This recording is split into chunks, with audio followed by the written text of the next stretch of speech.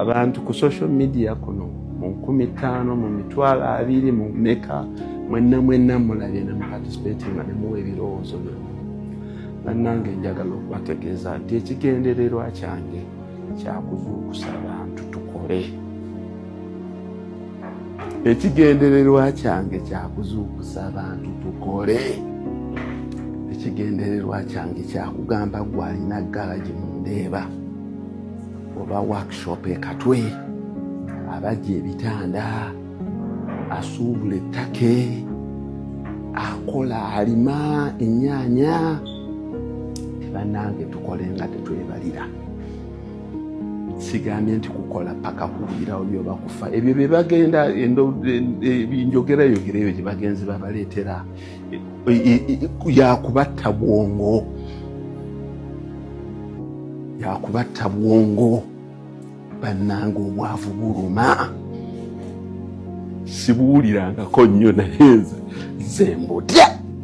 Sibubeerangamu naye nze mbutya obwavu buluma.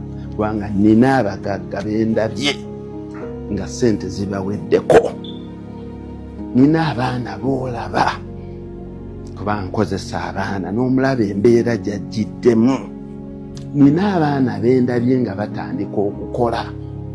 Ery'omuvubuka omu yalima ennyaanya n'alima kati mulaba yeevuga yaguzeeyo ne kayipusamu.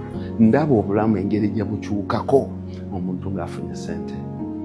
Bannange ekigendere kya Mohammed Kachika kwe kubazaamu essuubi tukole ennyo n'amaanyi. Kuba bannange unknown to you abantu abasinga abatategedde. Bw'omala okukwata ku ssente abantu abasinga zibawa amalala. Mohammed Kachika avuddeyo nga wa mu masuuti n'atabatwala mu corporate world gye bawangaaliramu tugule shares tukole tutya, n'abatwala mu kintu abantu kye balowooza nti ky'abantu bataasoma. N'ekigenderero eky'okubalaga nti okukola tekulinaako boundaries.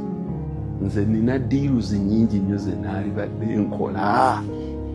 Nze nina businesses nnyingi nnyo ze naalibadde nkola. Naye lwaki nasalawo obulimi?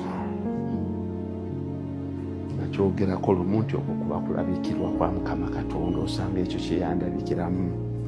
N'ekigendererwa kyange mbeeko nga nfuuse ekyokulabirako eri abantu baffe. Si kulima naye kukola nnyo. Tukole nnyo. Njajja kikozesa abo abagamba mbu tawakkala kola otya. Kola nnyo nga teweebalira paka lw'onookola ssente.